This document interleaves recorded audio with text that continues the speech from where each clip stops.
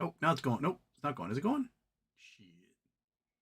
I don't know if it went. Is it going?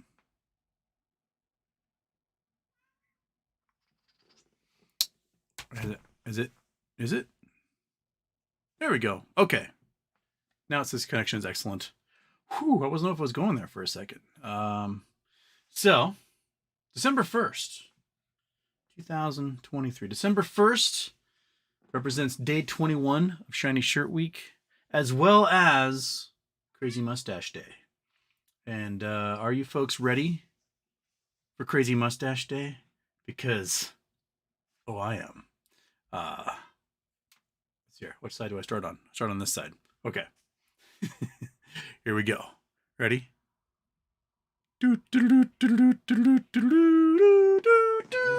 USA. I should have saved this one for the 4th of July, but I wanted to do it now. So, wait, chat is disabled for this live stream. What the heck is going on here? What's happening? Sorry. Technical things are happening. No, we're going there. Okay. Kill that. Apparently, I don't have... Gosh, dang it. Stop. Apparently, I don't have my two chats. I just have one chat right now. So, oh well. Normally I have chat that's like what's happening at that moment, and then the one I can follow a timeline. So we're just stuck doing timeline one today. And the cat wants in already. The minute I close that door is when he wants to hang out. Get in here, Fatty. Come on. So, the NASDAQ is listing BBBY again without the Q. There is no Q on the NASDAQ ticker anymore. Let's see here. NASDAQ.com. Find a symbol. BBBY. Don't do that. Don't make me sign things. Just boom. BBY is back on. Well, on the main one, it's still got the Q, but I guess on the app there is no Q. So there we go. All right. Well, you guys can't see what I'm doing, but I haven't done an intro yet anyway. But anyway, the Q is gone. On the app, on the NASDAQ app, you get the app on your phone, it will list under BBBY, it will list either GME or IEP as the name of the company. And you can refresh it and it'll just swap between the two of them.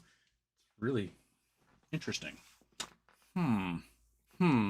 This S is ridiculous. I can't even look at myself right now. I might keep the main stash though after this for a few more days because it's just such a healthy stash. And as you can see, like little blonde bits don't quite fill in the mustache. I can't look at I feel like I'm like the Guy Fieri evil twin of Houston right now. So, all right. What else was I going to talk about, Monkey? Oh, GME did not close super high today. Closed like 15 something. So I don't think there's going to be gamma, or at least much gamma going in next week. But the earnings are still next week. So generally, get a nice little push anyway, leading up to earnings. And then once earnings happen after close on the 6th, they'll just hammer it down no matter what the outcome is for the earnings. So, you know, we'll ride that wave, I guess. Monkey, but anything to add before I click on this thing? No? All right, boom.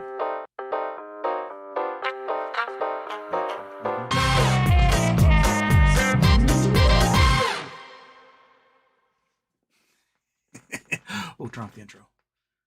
Cat's distracting me. All right. Oh, the other interesting thing is there's an RC implying Ryan Cohen. The private messages PP every once in a while. The last time he had messaged him was, I think October sometime, and he private messaged him with a quote from Alan Shepard. And then Bye Bye Baby went online the day of Alan Shepard's birthday. Interesting. Last night sent him a quote a section from Rudyard Kipling's poem "If," and then attributed it to WB 1711. And very quickly, people who are smarter than me figured out WB meant Warren Buffett. 17 was the letter to investors from 2017, and page 11 was a section about how hedge funds are morons, and you can just put your money in the S&P 500 and make more money than ever would in a hedge fund. Because I guess Warren Buffett had done a bet with himself where he said if he took this $300,000 and plopped it in the S&P 500 in 2007, 10 years later he'd have more money than if he'd put it into the average hedge fund. And not only was there more money in that fund when he was done in the S&P 500, but it was like embarrassingly large. It was like 125% increase versus like a 30% increase over those 10 years. So Warren then donated it to an Omaha charity of some kind. And yeah. So, So, does that mean something's going to happen now on Rudyard Kipling's birthday, which I think is the 30th? Rudyard Kipling birthday. December 30th. So Rudyard Kipling's born December 30th. That's cutting it close, man. That's right at the end of the year there. Yes, cat. Make more crinkly noises. Please do. So, it gives us dates. I hate dates. I want things to be now. I haven't heard anything about the court. What got filed in the pump and dump case. There's supposed to be a opposition filing by BBBY today. Did not see that pop up. If you guys see that, send it to me and I'll check it out. And yeah, dog cat are just being weird. It's chaos over in the corner over here. Okay, so macro turf first. Indeed, Louis here. Z, oh my god, with Nub is here. Fabrizio, turn off plop. I did. Yay. Macro turf. I'm discouraged having to keep moving that stupid goalpost. How long can this pump and dump case go on for? And would it affect the Knolls going into the new year without coming to a close? That I do not necessarily know if it affects swapping over calendar year as far as the Knolls go. Because there is a going concern. There is 63 accountants. They spent $2 million relocating those accountants to somewhere. We don't know where they moved to. There's no clear indication if they like moved from New Jersey to New York or to Florida or to Texas or wherever you move 63 accountants. So I don't know. I don't know enough about that to give a clear answer. But I do think that if BBBY is the plaintiff now, they will quickly submit their superseding complaint and then file probably a settlement. Like, oh, we reached a settlement. We're fine. We're good. You don't need to worry. It'll be, special and we're good. And the judge will just go, or whatever, I don't care. Get off my docket. So I think that can happen really quickly now. Settlement can be made any was it CR 64 conference, and then you do a settlement and done. Get the judge to sign it because he wants it off his docket and he's out of here. So, and then, magic can happen, right? J-Dog, Hero or Zeros, go Huskies. Oh yeah, Huskies are playing tonight, aren't they? What time are the Huskies playing?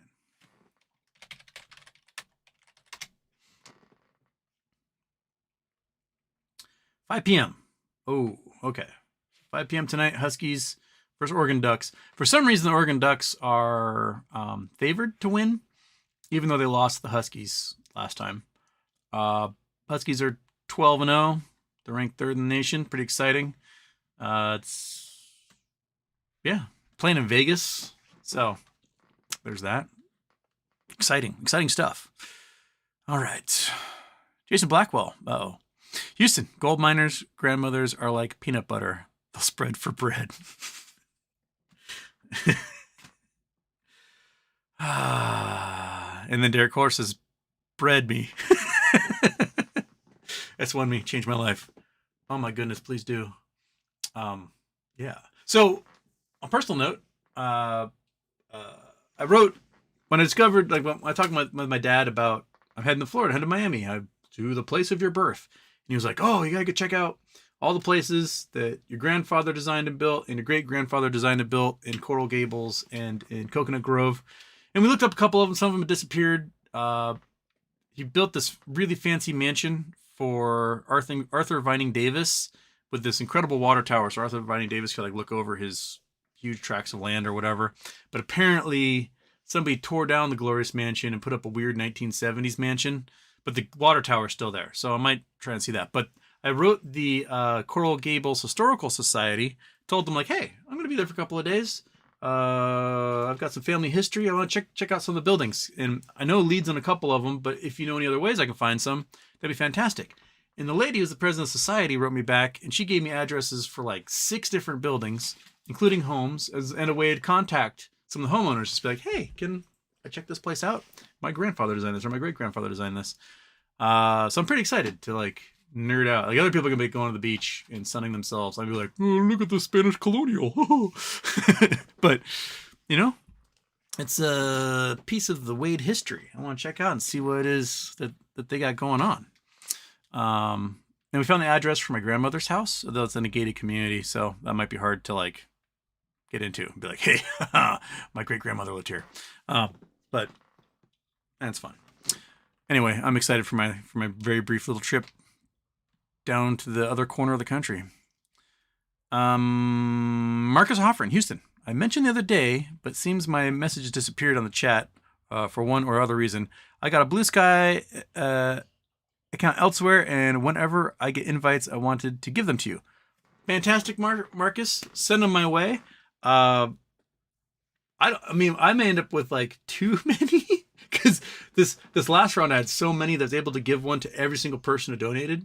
But maybe, you know, if MOASS happens by the end of the month, I don't know, maybe we'll have a bajillion people in here that haven't come in a long time celebrating and blowing kazoos and donating to our charity, which I can do St. Jude's again, or I can do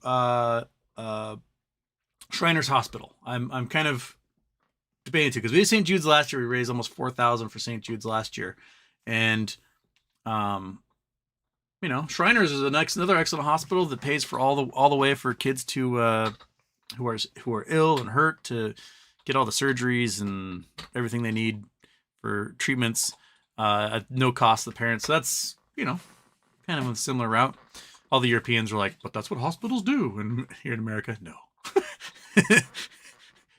You must donate to a charity so that people can get health care they need, especially if they're children who don't have a job. So, you know, maybe we'll spread the love. I flip a coin, see which one we get. And Marcus, for Charity Tuesdays, don't know how long it will take to get them to you, but is it possible to follow you there? Can't find you upon searching. Yes, let me pull up my account here. Boom, boom, boom.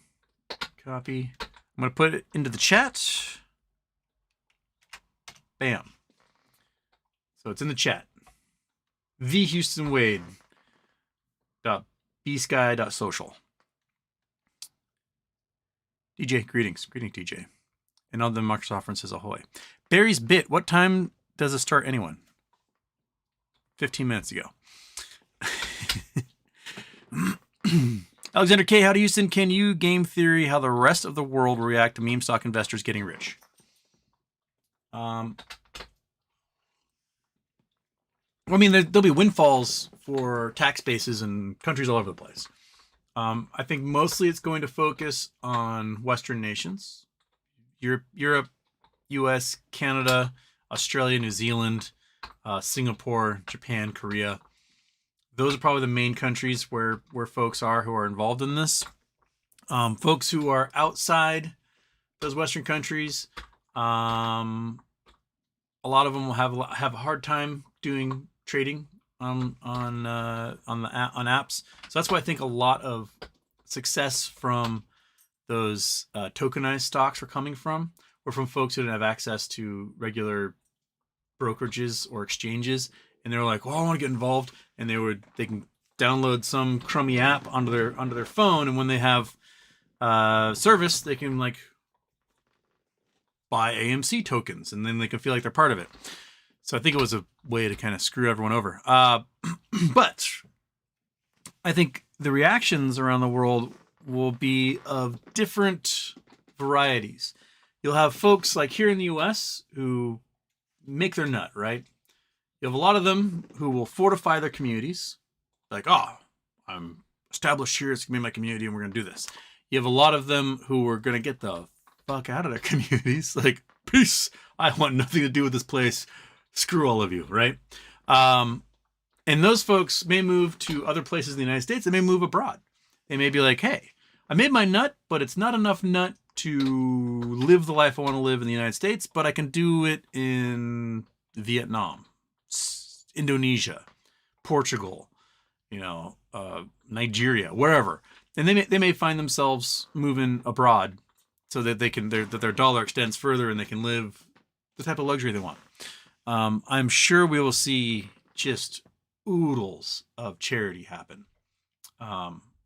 That's my most exciting thing, is that if I make my nut, I can fully fund charities that I think are underfunded and see to it people that should get more recognition to do the wonderful stuff they do in their lives don't have to worry about where their next meal is coming from. So I've got a lot of friends that run really good charities, and it is a struggle to try fundraise, and they spend so much time fundraising that it takes away from the job they're trying to do, right? Like, I would like to do this, but now I've got to spend 100 hours over the next month figuring out how to raise money to do this one thing. So I would like to be able to help support stuff like that. So I think you're going to get a lot of that. I think you're also going to get straight up crazy, I just won the lotto megalomania, where people just go bonkers. They spend like every dime they have. I know that a lot of us are in investments and that we think about, compound interest and blah, blah, blah. But when those zeros show up in your account, they kind of can lose their minds. And they're buying Lamborghinis and dolphin statues and you name it. I think we'll see a lot of megalomania happen. I'm sure we'll also see a lot of people in the meme stock community go to jail. Not because they committed fraud during the meme stock thing, but because they just never paid their taxes. So pay your taxes. Get a lawyer. Get a CPA. Get a wealth advisor. Like, get those people. Pay your taxes. There's no reason you should make your nut and then just go to prison because you spent it all on dolphin statues and had nothing for Uncle Sam. Right? Pay your taxes. Just pay it. And you can worry about, getting your tax returns and stuff later. Just pay the taxes, get it over with. Don't go to prison for tax evasion. But I do think there'll be lots of articles about the financial crisis that happens because of MOASS. You'll have lots of people who see the United States as a shitty place to invest and as the catalyst for why, their real estate is failing, why their government can't fund itself, why their currency is devaluing, blah, blah, blah. There's going to be a lot of that. I'd be very curious to see exactly what happens. We have a huge... Oh, who sent it to me? Steve sent it to me. Oh, here we go. So, an Austrian property tycoon, Signa Properties, which is interesting because the one piece of property I have was through Signa, Open, is insolvent. Like, they don't have any money. They're done. Come on. Open. Here we go. Nope, that's not that one. Dang it. Come on, stop. For crying out loud, would you just work? You piece of crap. There we go. Okay. Jeez, my knees. This crummy little mouse. Okay. Austrian property tycoon Signa files for insolvency. They're the owners of the Chrysler Tower, which always gets destroyed in like every Hollywood movie you could possibly imagine. But now it's being destroyed by poor real estate investment portfolios. So Rene Banco's real estate giant Cigna, whose vast portfolio includes New York's iconic Chrysler Building on Wednesday, initiated insolvency proceedings marking the spectacular downfall of the self-made Austrian tycoon. Banco, one of Austria's richest men, founded Cigna in 2000 and has grown it into a property and retail conglomerate. The company said it would file court protection as it undergoes restructuring. Despite considerable efforts in recent weeks, the necessary liquidity for an out-of-court restructuring could not be sufficiently secured, so Cigna Holdings is applying for restructuring proceedings with self-administration. The company said in a statement, the Vienna Commercial Court confirmed opening the case. Cigna, who owns the Berlin shopping gallery KaDeWe, said its retail real estate investments did not bring the expected success with the sector under severe economic pressure in Europe. Also cited negative impact on business development in the real estate sector in recent months as the sector is hit by higher borrowing costs and surging material prices. A growing number of developers are filing for bankruptcy. Several Cigna properties, including the construction of landmark high-rise in the German city of Hamburg, have ground to a halt. Cigna announced earlier this month that Banco was handing over the chairmanship of the company advisory board to a German restructuring expert. The aim is the orderly continuation of operational business operations within the framework of self-administration and the sustainable restructuring of the company, Cigna said on Wednesday when announcing the court filing. The restructuring proceedings fall under insolvency proceedings in Austria. Since 2000, Banco, 46, has aggressively grown Cigna. So this guy was only 23 when he started. So he's self-made at 23. I'm going to have to look up his Wikipedia real quick because, anyway, with offices in Austria, Germany, Italy, Luxembourg, and Switzerland, Cigna has holdings worth 27 billion euros and projects worth 25 billion euros in development, according to its website. At one point, the company reportedly tried to attract investors with slogans like, "It was never so boring to get rich." But the development of recent weeks, when the trouble the company is facing started to come to light, have caused the estimated value of Banco's fortune to be slashed from $6 billion to $2.8 billion, according to Forbes. Earlier this month, Thailand's Central Group took control of another prestigious Cigna asset, the historic British department store Selfridges. The online e-commerce unit, Cigna Sports United, has also initiated insolvency proceedings for several of its subsidiaries and has decided to drop its listing on the New York Stock Exchange to reduce costs. Banco's undertakings have run into trouble in the past.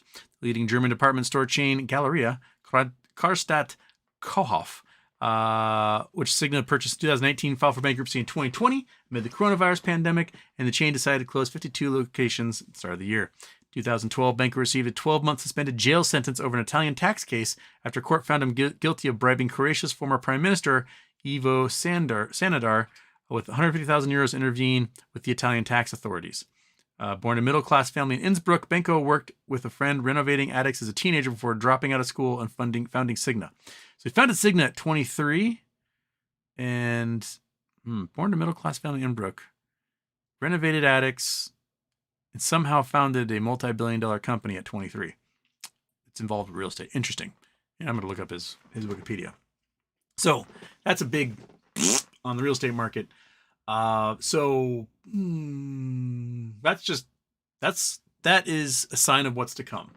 Is that what's happening with Cigna is not any different than what's happening with any other real estate investment portfolio in existence. They're all toast. Every single one of them. Housing prices are falling. Commercial real estate prices are plummeting, both rental and purchased. It's going to be a wild ride. Okay, I have a couple of super chats I need to get to because I've been yakking for too long here. Andrew Stewart, not working. I know. But it seems to be working now. All right.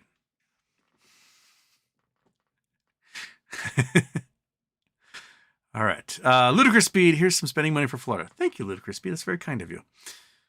Anonymous. So what is your zombie survival plan? Watching a zombie show, and made me wonder, do you think a zombie outbreak is possible? How would you stop it? My zombie survival plan was the war rig, but the war rig is broken now. So I guess my zombie survival plan is sit, revel in the fact I live on an island and we can blow up the bridge and then no one can get here.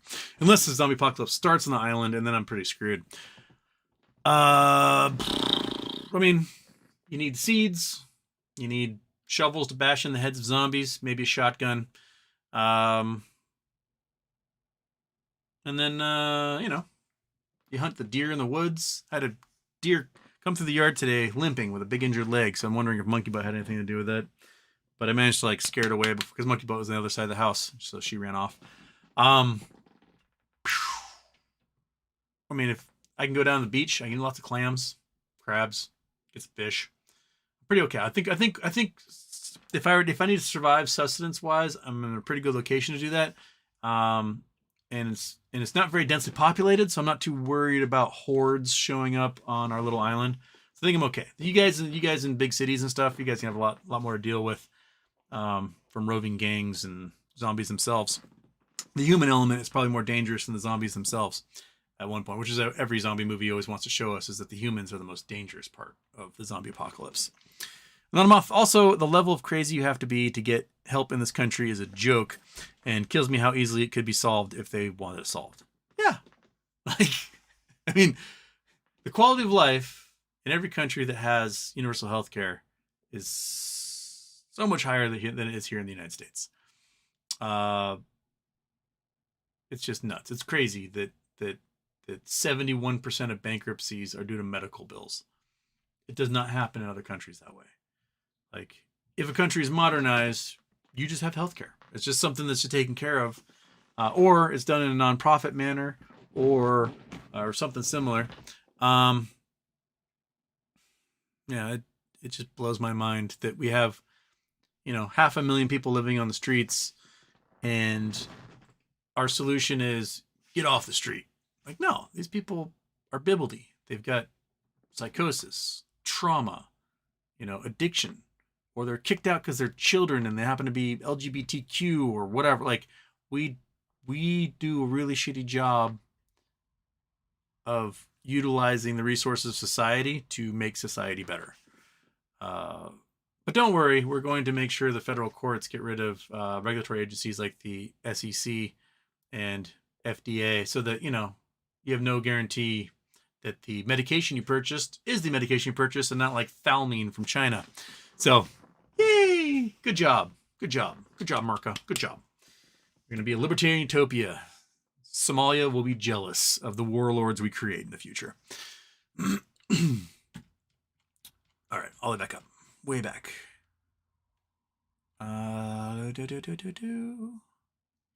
Lee Meadows.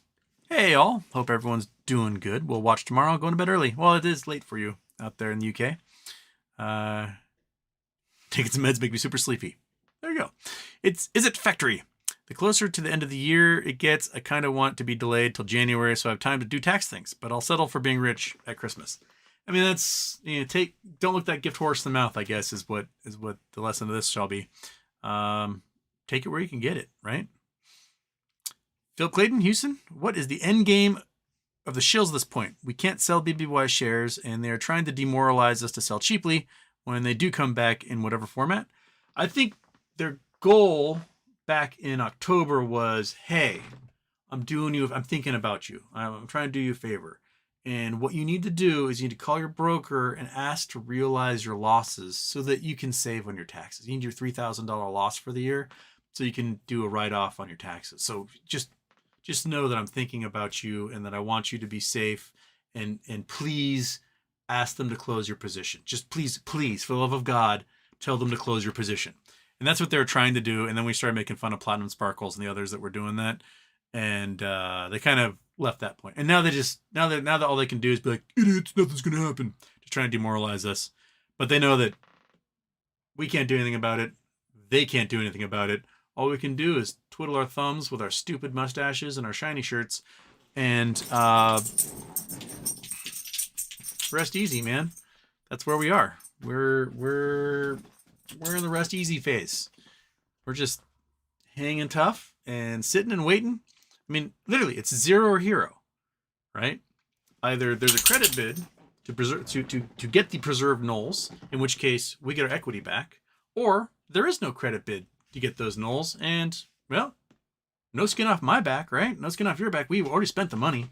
We're just sitting here going. Now, I'm sure there are some crazy people, degenerate gamblers that should be going to like Gamblers Anonymous, who like mortgage their home to buy the shares and everything, and they're sweating because they don't know how they're going to pay for stuff. Those people were going to do that on any play regardless. And don't be those people. Don't ever invest more than you can afford to lose in any play you make ever. I'm not a financial advisor, but that is financial advice. Do not ever invest more than you can afford to lose in any play you ever make. Don't make it so like, whoa, I'm not going to pay my mortgage this month. I'm going to dump it into this stock because it's going to pay out in 2 days. Don't do that. Do not. So chill, baby. You know, chill. Just chill. Right, monkey? Are you upset because you lost your bed? Because you gave it up to the cat? It's not time yet, dude. We got like an hour minimum before you'll ever get that last stinky chicken. So chill out. You chill out too, monkey. Bite enough more than you can chew, dog. Kelly Reed, happy birthday, HW. Canada's GDP fell 1.1% with the amount of immigration we're bringing in. That's not a good sign. Canada cut rates before US. Canada is screwed. You're gonna get, you can't cut rates before you get a shrinking economy. That doesn't work. You gotta cut rates when the economy shrinks, and that way you'll spur growth. But if you cut it before it shrinks, then you don't have the tool of cutting it to spur growth. You just cut it and growth didn't happen anyway. So Kelly, Canada probably just did themselves a little stagflation there. Oops. And if the real estate values absolutely plummet as they're going to, Canada's going to be in a rough one. So it'll work out because I'll get my ski in, ski out at Whistler, and I'll be cool. I'll just hang out with the Australians while the rest of the Canadians are eating each other. But, you know, good luck. Jersey's here. Hey, all right. Jersey, I need to get you a code, too. I promised you a code. I need to get you one. Big Daddy Matty, 47th. Bex Houston, happy birthday. When moon already? Soon.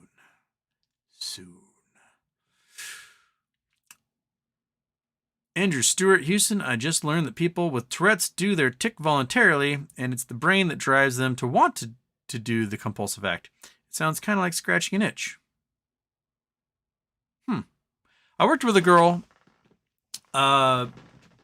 She, wonderful person. Her mother died when she was really young. It was kind of a traumatic death, and she was there for it and developed a tick, which was the goofiest sound. So we worked in a restaurant together, and everything be going fine, whatever, and everyone would be eating their dinner and be nice and quiet in the restaurant. She'd go, all of a sudden, everyone just turned to look at her, and she's like, sorry, that's Tourette's. But I always hit like the most quiet moment you could possibly imagine. She would make like the donkey spooling up their lungs sound. Yeah. I did go to school with a guy in Hawaii who had Tourette's, and it was the cussing at you type of Tourette's.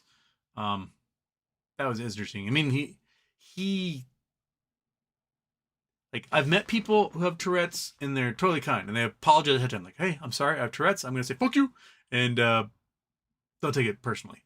This guy was kind of mean at the same time. He'd like say something and be like, quit looking at me. Like, whoa, you just told everyone to fuck themselves. So we're going to look at you. I'll just be like, I have Tourette's. That's okay. I had a guy once working at a bar, pub here on the island. It was probably 15 years ago. And it was summertime, summer evening. We have tables out on the deck. There's a couple of tables that have like fire pits in the middle of them.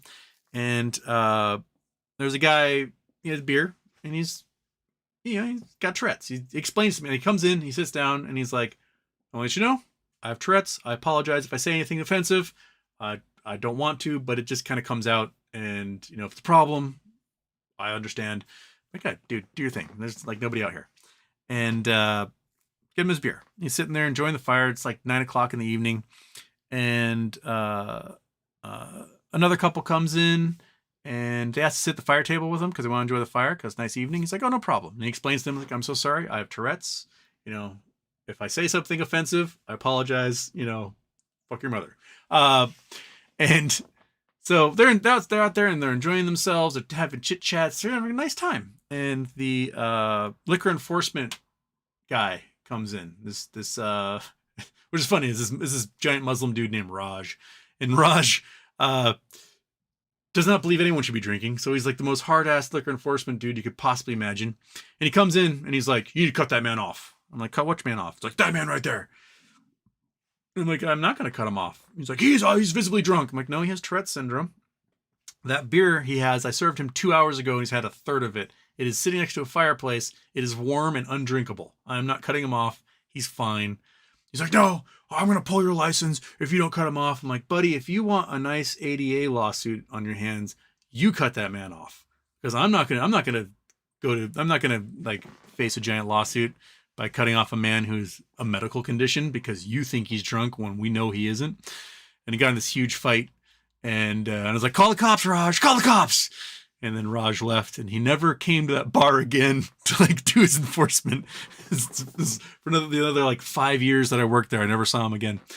But those are my Tourette stories, I guess. You'd be like, I wish I had Tourette's, but that guy has a stupid mustache on his face, and that's even worse. He did that voluntarily. Owen Saunders, hi pal. If you had any 3 wishes, what would they be? Mine would be to control people's thoughts, trillion in the bank, and ability to remember, understand everything I read and am told. I don't know if I'd ever want to control people's thoughts. That just seems like a lot of work.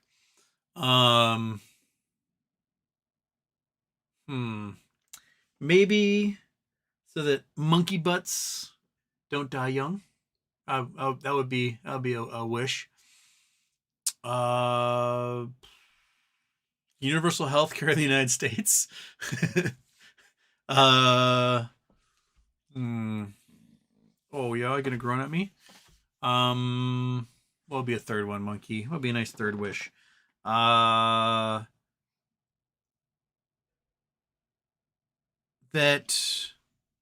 I don't know. I think it'd be kind of funny to watch someone like Vladimir Putin lose their mind on live television and just like whip it out and start just torquing it. Because it would just seal the deal that he should not be the leader of a country like that. I think that'd be kind of hilarious. Vladimir Putin's up there and he's like doing a speech in front of the UN and he just like whips out. He's like, taka, taka, taka, taka, taka, taka. Like, oh, he is insane. I don't know. Something like that'd be hilarious, and I would be here for it. Scott Paul, holy shit, I'm a hedge fund douche now. It's real. Are you? When y'all are rich and credit investors, hit me up. Oh, excellent, Scott Paulin. Did you form a fund? Coffee Donuts and Homer. Any ideas why Jamie pumped 60 million shares the other day? Some margin called, some options reset. Not a clue. It definitely wasn't retail doing it. It most certainly was something to do with the options chain because it appeared that for some reason a whole bunch of weekly options were purchased. My guess is that somebody knew that there was some swap that was probably coming due and they had to find some shares for it because we trade 2 to 4 million shares a day. That's what we do as retail. There's no way 60 million shares got pumped by retail at this point. That was definitely somebody having to fix a boo-boo. So, yeah. Scott Paul, same jabroni. Scott Paul, if you have legit stats analysis questions, let me know. But be nice. Not interested in dealing with jerks. As are we all, right, monkey? You are so needy right now, little buddy. What is it? What is it? Why? Why are you so needy all of a sudden? Why are you so needy? Huh? You little stinker?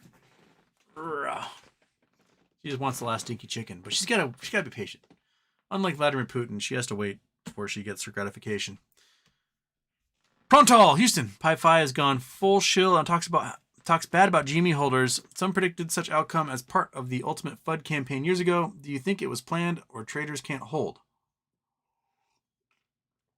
I have not seen any, but the most recent thing I saw from Pi-Fi was him talking about OPEX, I think, and saying that the price was going to run. But I've not seen anything else out of there. I don't know. I can't say one way or the other. I think some people get fed up with things when stuff doesn't happen like they think they would. He was counting on, I know he's counting on the volatility cycle, just making cajillions off of options during the volatility cycle. and then the volatility vanished. So, oops, that didn't happen. But I know he was a huge holder. He had in excess of 10,000 shares, I think, before the split. So, I know he's made a fortune off of selling covered calls. So, I cannot attest to anything else beyond that, because I've not, since I've been kicked off Twitter, I've missed news information from a lot of people. So, I don't know. Snur alert, Houston. Edwin Barnsek said that on the PP show that we have to wait another 2 months before RC starts the Keiretsu. Thoughts? Thanks in advance. Well, Edwin said that, and then RC sent the message and private message in their private chat with the weird Rudyard Kipling quote with the reference to Warren Buffett's investors letter. So I don't know. I think that was nudge, like it's going to happen sooner than you think. If, in fact, this person who has an RC claim knows what they know. But man, yeah. Dmitry Maximoff, what can you tell me about GNS? When was GNS T90 supposed to be? I already forgot. GNS dividend crypto. When was that date? August 30th. So 90 business days from August 30th.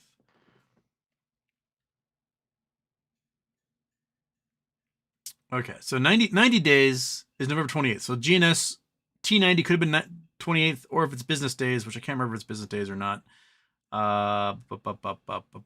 would be January 3rd. So the T90 on their dividend coupon thing will be January 3rd.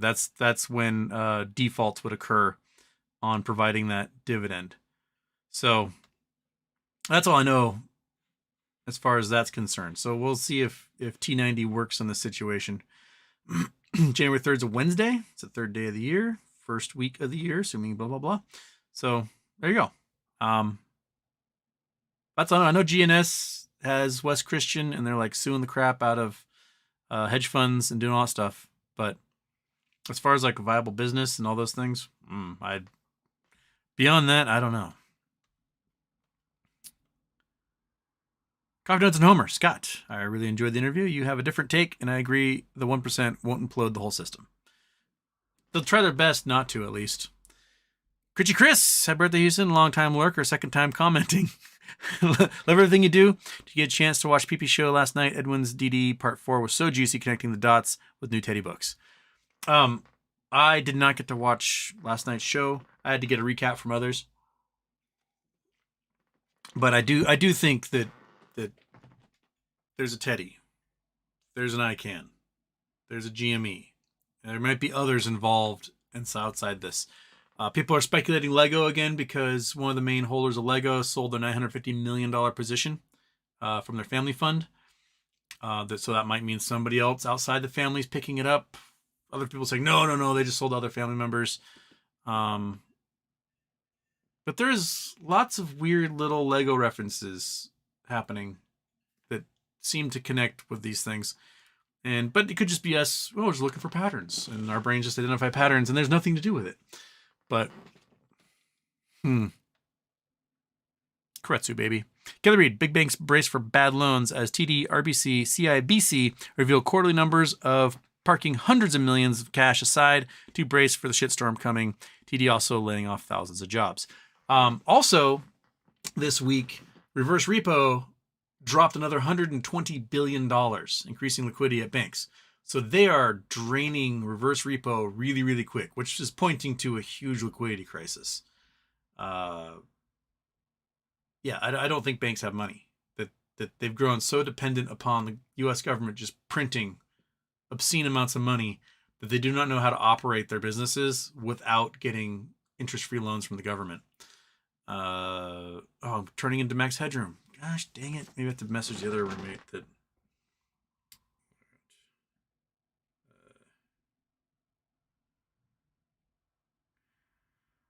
I hate turning into max headroom. Gosh dang it. Currently garbage. Maybe Peyton's doing huge stuff. All right.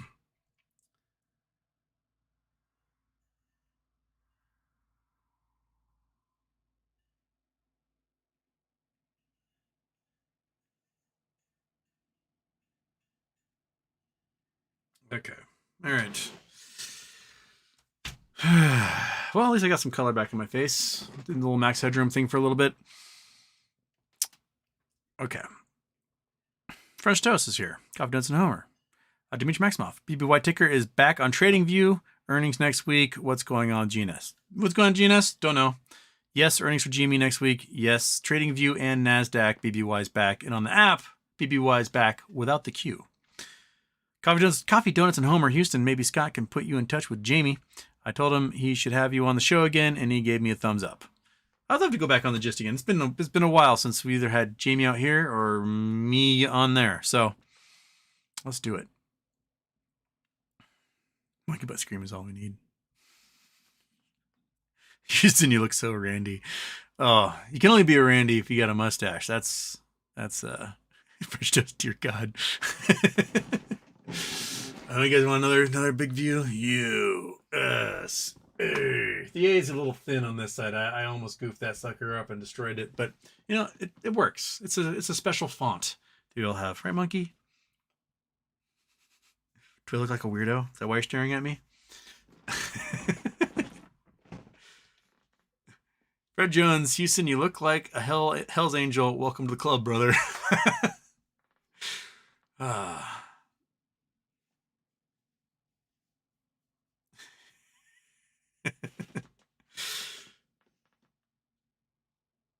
DJ, I'm waiting for the DOJ to drop the fentanyl lawsuit against Rite Aid, if and when. Were they tied up in that? Prescribing or writing to or fulfilling too many prescriptions for that? It's fentanyl, man. All that stop giving everybody opiates for everything. OG just Star Killer loved it. Fantastic. Industry at Houston, you goober, it's working now. Political Speed, seems like Lemonis and Pulte aren't part of BBY Butterfly based on recent tweets by them. Who do you think is involved besides RC, ICANN, and maybe Elon?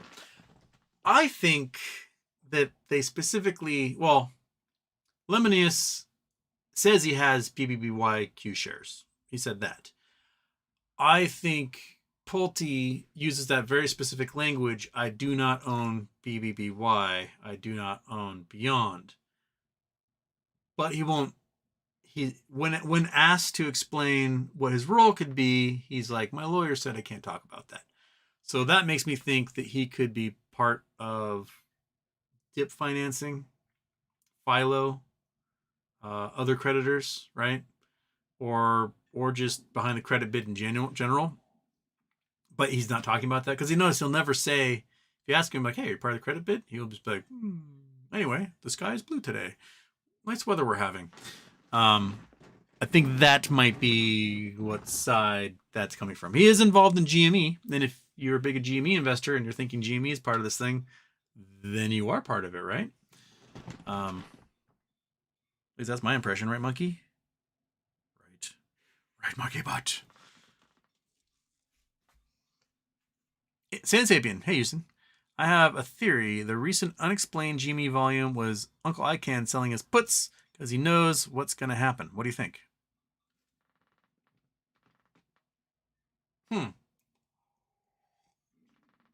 That'd be good because he did at one point have a $750 million short position on GME that I'm pretty sure he took out when the stock price was in the hundreds of dollars in 2021. So maybe he's how many shares would be calculator time? Turn off calculator. Okay. Clear. All right. If you're going to do, let's say he was at $200, right? So $70 million short position. Divide that by 200. Oops. divide by 200. That would be 3 million shares, right? So if he was 3 million shares short, he went out and bought 3 million shares to close his position at $12. Oh, and you can't forget that it was divide that by 4. Okay, I gotta fix my head. Clear that. Clear. So every $1 million for short position back then would be $200, but it's 4 times that, 4 times as many shares, so it'd be $50 a share. So divide by 50. That'd be 15 million shares, or 1/5 of the volume that happened. So if Uncle Carl is closing his position, he goes out, he buys 15 million shares, closes his short position, and then maybe buys shares taking on a position in GME, right? Maybe he doubles it. Maybe he buys 30 million shares. That would represent half the volume, and that would be enough to cause all sorts of algorithms to go bonkers, right? And yeah, that could do it.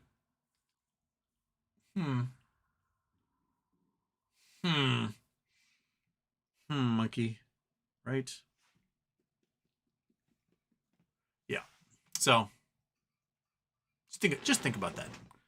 Put that in your head and mull it over. Maybe close the position. Maybe it was time for him to go, let's do this.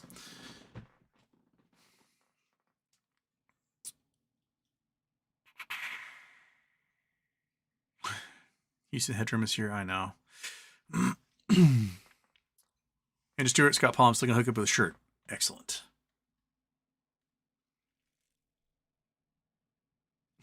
DJ Houston, let's see your Beds and Bath of Anarchy patch on the back of your jacket. Hell yeah, brother.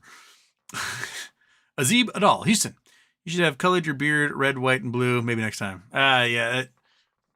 This is probably the easiest Crazy Mustache Day mustache I've done. It took me about 10 minutes to get this one carved out of my head.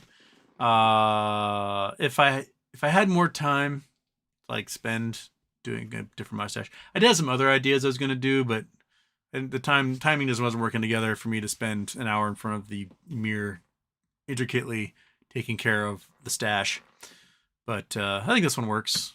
I probably should have just saved it for 4th of July, but I felt like doing it now. Crazy Mustache Day. Let's do it.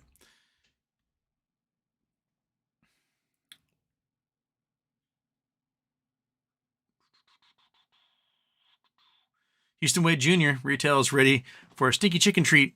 Clear it with monkey butt first. She heard it. She heard the treat word.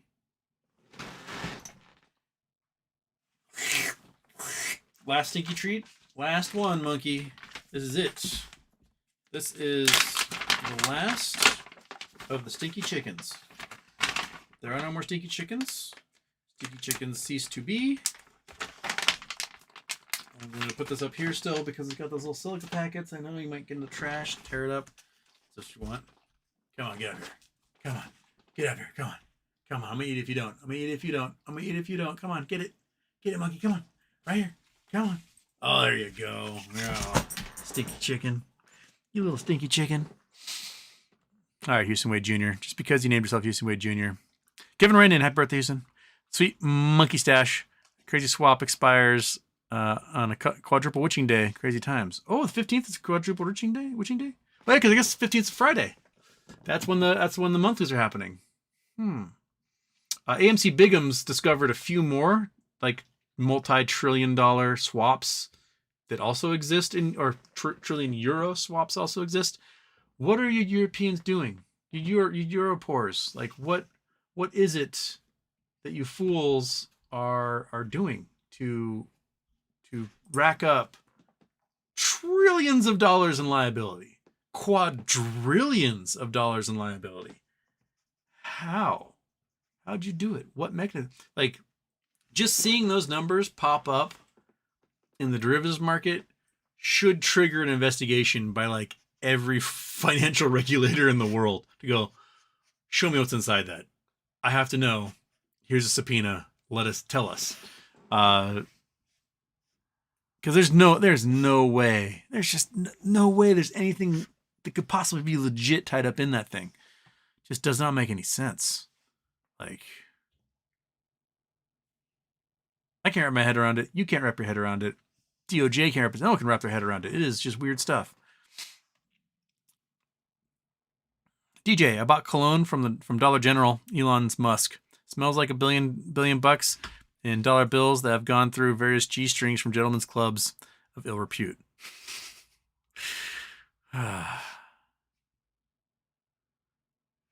Snurtler, he's looking sharp today. Sharp and pointy, baby. Marca. To the spear.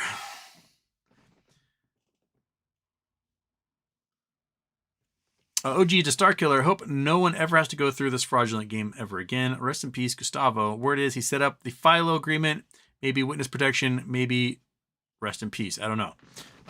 Gustavo was the CFO of Bed Bath who leapt to his death off of a high rise. Shortly after the FILO was approved. Lots of speculation as to why. Some people are saying it's not suicide because he had like things he was looking forward to doing, tickets to theaters and whatnot, and had recently set up like other, financial plays that you don't finish if you die. Yeah. So what happened there? Could be suicide, witness protection, could be murder. I don't know. It's a very interesting and strange timing of events, that's for sure. Weird. It's weird. Everything's weird. Just every week is weirder than the last, and it's just going to be we're like in weirdness entropy. The weirdness just spools out of control and into further chaos as time goes on, and we can't contain it.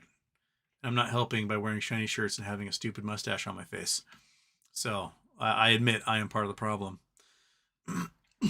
William Jones, after listening to Spidey's DD on PP Show, my gut instinct tells me that the FILO owners are in effect blackmailing the shorts with make us an offer or release the apes. Thoughts? I think it's funny. And my guess is that the shorts can't afford whatever it is that they are blackmailing them with. That it's far beyond the price they can pay. So you may as well release the apes. Upset the system and rock and roll, baby. Because I want to be released. You guys want to be released? I'd love to be released.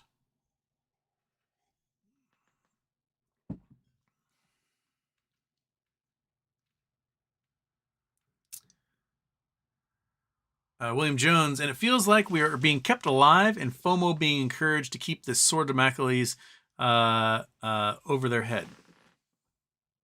Just dangling to remind them what's happening. Oh, sorry. I'm getting messages. Are they important messages?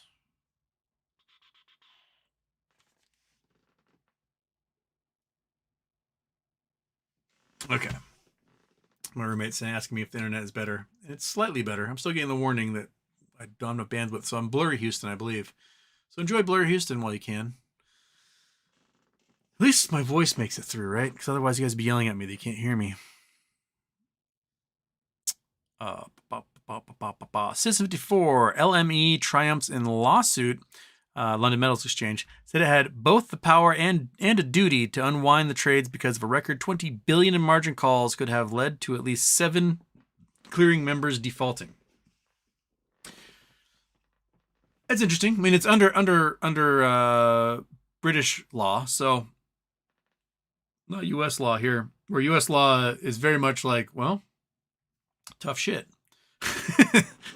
We just print money and go from there. Whereas the UK can't really print money because if they do, the pound devalues even more. I do think the London Metals Exchange does a poor job policing itself, and hopefully outcome is like, okay, we'll let you slide on this one, but we're going to actually do some regulations. But the regulations of the financial market are in the UK are quite lax. Like, the banks are regulated by the Archbishop of Canterbury. And I'm not making that up. The Archbishop of Canterbury, religious leader, is in charge of making sure the banks are honest in the UK. That's messed up. And the City of London, there's London, and then there's the City of London. The City of London is like a weird sovereign nation inside of London. Look up the really weird stuff, like the king If he goes to the city of London, has to ask for permission to enter the city of London because he does not like reign over the city of London. And that's where all the banks are based. There's only like 8,000 people who live in the city of London itself. And they've got their own weird special loopholes. And they're one of the reasons why the UK has become such an offshore banking haven. It's because anything goes, baby. We just want your money. And that really started in the 1950s, post-war, when people were looking for ways to get hard currency around the world. And the UK banks were like, we want dollars. You want dollars. We will be an intermediary for any person on earth who wants to get their hands on some sweet, sweet US cash. And so warlords, drug dealers, mafia, corrupt government officials from Eastern Bloc nations, they were stuffing those banks full of money. Other nations would keep their gold stored in London banks. So like countries like Venezuela would have their gold reserves stored in London banks. So yeah, UK is a very interesting place. It is very weird that the Archbishop of Canterbury is in charge of regulating the banks in the UK. Like, that's a strange thing for a secular nation to do. Speaking of Venezuela, Venezuela, the U.S. took the embargo off. So oil from Venezuela can now come to the United States. And this is something I predicted when the invasion of Ukraine happened. I said, the United States is going to go to Venezuela and they're going to lift the embargo and they're going to try and spur investment in Venezuela to get their oil because they're the largest oil reserves in the world. And that's exactly what happened. Now, the maintenance of the oil fields in Venezuela for the last decade have been terrible. Like maintenance stuff that should happen every year is happening every decade or hasn't happened at all in the last 10 years. And let me go to Google Earth here. Scene. Google Earth. Boom. Okay. We're going to leave Wyoming and we're going to fly down to South America here. Leave the dinosaurs at Como Bluffs and we're going to head down to Venezuela. So a lot of the oil industry is based around Maracaibo, Lake Maracaibo, which is like a brackish lagoon. And there's a huge fishing industry and everything here, but there's pipelines that crisscross this thing, this shallow lagoon. And there's basically the entire lake is poisoned. Like fish are dead, plants are dead, everything's dead because of how many oil spills have happened in the last year and a half in that lake. Okay, so they need resources desperately to shore up their oil fields so they can get stuff out to port and good to go. Okay, so recently on the eastern border here in Guyana, huge oil strikes have been made. And these guys are trying to pump oil like crazy. Weirdly, Venezuela has amassed a very large military presence along the border with Guyana. And it seems as though Venezuela may try to invade their neighbor and take their oil fields. This is very Saddam Hussein of Maduro to do. Like everyone's keeping their eye on this. They're all squinting, giving the side eye going, I don't think you want to do that. Because you're finally making money off of your oil fields here in the West. Why would you ruin that by invading your neighbor and just begging the United States to come and just kick the shit out of you? Because that's what we did in Kuwait. You don't invade the neighbor, steal their oil because we control the oil. So I really, really, really, really, really, really, really wonder how it's gonna go. Like what is Maduro thinking? It's like, oh, I can't get my oil fields right, but their oil fields are working, so I'm just gonna take over this puny little country. But this puny little country is surrounded by colonial interests. Like here in British Guiana, Suriname, French Guiana, these places are all very, very colonized by European powers. French Guiana's got European Space Agency launching stations, et cetera, et cetera, et cetera. So I really, really, really don't know what they're thinking and trying to invade this. So we may see some weird military action happen. And then we'll see the United States be like, send a bunch of carrier groups and bomb the shit out of Venezuela, which would be terrible because That would kill baseball players, and we can't have that. So Maduro, chill the fuck out. Like, just chill, baby. Just chill. Just chill out. Don't need to invade your neighbor. You got plenty of oil. Just tell the U.S. that Exxon can come in, develop the fields, spend all the money they want, and then go from there. You can nationalize it again later. And then go through this whole process again. But just don't invade your neighbor. That's not going to work for anybody.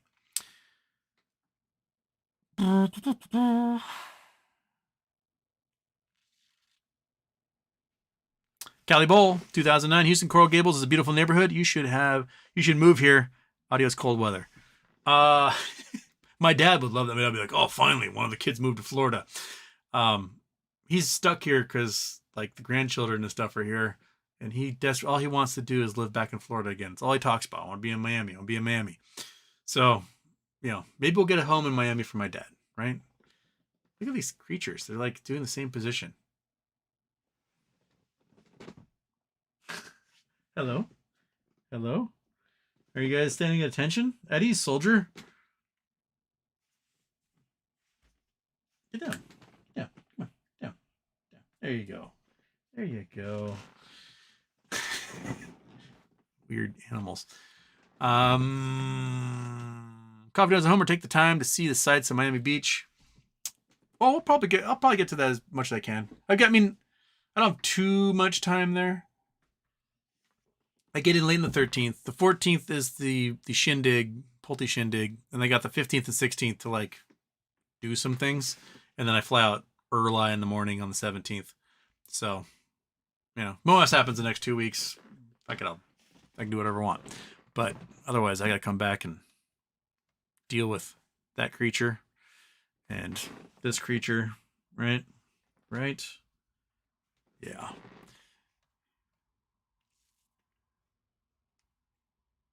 Brenda, Queen of Swords, Houston, give my blue sky to someone else, please. Okay, so Brenda, Queen of Swords is out. She does not want the blue sky. So where is Brenda, Queen of Swords? Oh, it's that's last week's. That's right, last month's. Yeah, okay. Kelly Reed, the idea, I think, gets lost with a lot of people is if rates do get cut, it doesn't mean that everything goes back to 2021. It means the economy is in the shitter, rate drops usually. Exactly. That when the economy goes into hell, you cut rates and you start sending money to banks to spur the spread of capital, to spur lending, to spur investments, and you boom the economy from there. What you're supposed to do is times are bad, cut rates, print money, right? Times get good, pay off loans. Times get bad again, print money, spread it out. And you're supposed to do that in the boom bust cycle. We had some problems where times were good and we were continuing to cut rates and print money. This was happening very much in the Trump administration, before COVID even.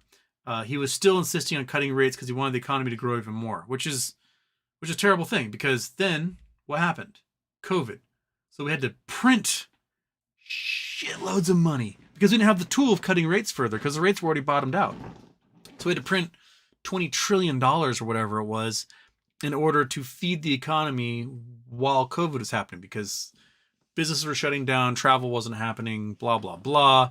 We had to save, hundreds of millions of lives by just chilling out, baby. And we didn't have the tool of cutting rates further. So we had rates already bottomed out. Some rates kind of went negative in places. Oil went negative. Like, they were paying you to take oil in May of 2020. And that lasted for a while. And people spent, right? They got money. They spent. They got PPP loans. They got COVID payments. They, cheap loans are coming out. And then it caught up to us. When we had supply chain issues. So supply and demand. Supply could not meet demand. So prices skyrocketed, which caused the dollar to devalue and caused inflation.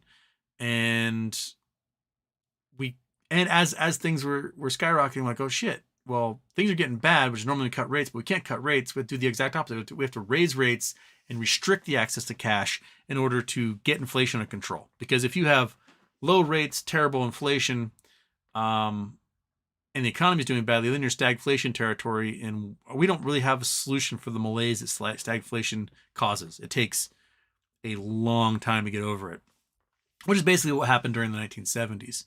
And we had to jack rates to like 21% in order to finally like kill stagflation. And then, drop those rates steadily for the next 20 years and had ourselves a nice housing boom. And then, woohoo, ride that wave. Anyway, here we are. Did I read indicate the start of a recession, not the beginning of a boom period? Yes. Kevin, I'm not paying taxes, I'm donating. That is also a way you can do it. Create foundations, donate, blah, blah, blah. Just make sure that when the tax bill does come, tax bill might be for $40 after all your donations. Pay that $40. Just pay your tax, man. MT says Vietnam is an amazing place with great people, food, and scenery. Must go to Hanoi. Probably my favorite city in the world because of the people and cheap but healthy and delicious food. I would love to go to Vietnam. I've not been there yet. My old roommate Mark, his wife, and their then like little baby went.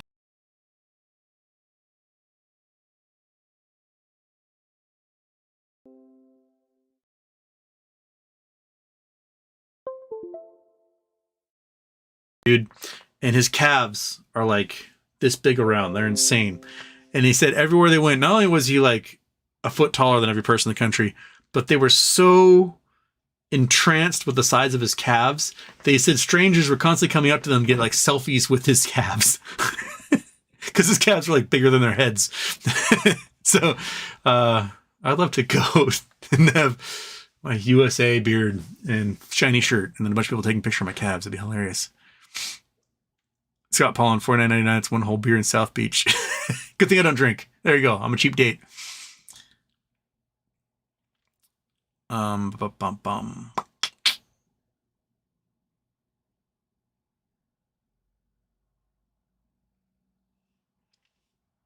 SK, what university allows this guy to show up to work looking like this? I think this guy is a fraud. Sure thing, SK. Sure thing. Because if there's anything colleges know, it's that professors aren't weirdos at all. Yeah. Charles Bronson, everybody, what is up with Lemonnus and no equity for holders? I think Lemonnus was talking about why would BBBY holders get stock in another company like Beyond? I think that's what he was referring to. William Jones at Beyond filed with the SEC a letter indicating a vote in next 2024 annual meeting will be for declassification of the board of directors. Curious here on Beyond's role in the saga. Declassification of the board of directors. I don't even know what that means. What does a declassification of board of directors mean? Declassification of board of directors.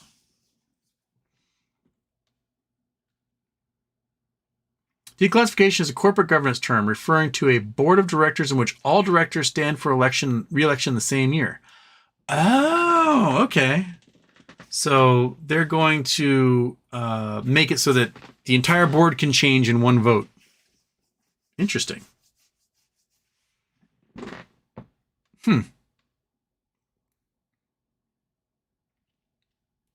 Acquire strategies for declassifying classified boards.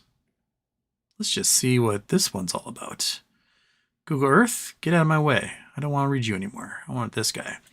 Corporate governance, winning the class struggle. Acquire strategies for declassified classified boards. Directors of a Delaware corporation are generally elected at each annual meeting for one-year terms under the general corporation law of the state of Delaware. However, a board of directors may be divided into classes with staggered terms of up to 3 years, where a corporation's board is classified. The directors are usually divided into 3 classes, with approximately 1/3 of the board being elected at each annual meeting. Classified boards serve several functions, including providing institutional consistency, but it is their potential to discourage takeovers that typically attract most attention. Directors on a classified board may be removed only for cause, so potential acquirers cannot simply come in and remove hostile directors on target's board. Removal for cause is generally no easy task, and no potential acquirer seeking to act quickly would risk the costs and delays of the litigation that would assuredly follow a purported removal of cause. The classified board structure is, along with cumulative voting, essentially the only statutorily certain way to protect against removal without cause. Therefore, classified boards are considered standard and potent takeover defenses. For example, in October 2007, Oracle Corporation made an unsolicited offer, which later expired, to buy BEA Systems.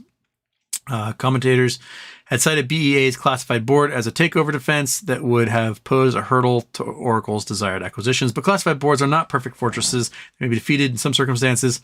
The first question when facing a classified board is which governing document contains the classification provision. A corporation may classify its board, either its certificate of incorporation or its bylaws, either an initial bylaw or a bylaw adopted by the stockholder vote, though the method of declassification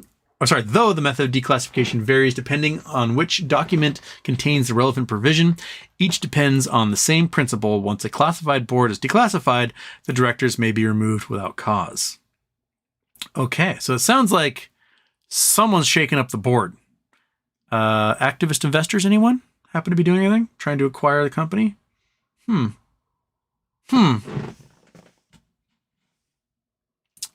a wrinkle to my brain. Hopefully add a wrinkle to your brain as well. So he's trying to declassify the board, which is something you want to do if you're trying to acquire a company. Make them part of a larger umbrella corporation, perhaps. GME only mentioned merger acquisition 98 times in their filing back in August. So, Julius Miami, he needs more moolah for his Miami Uber. You got it, buddy.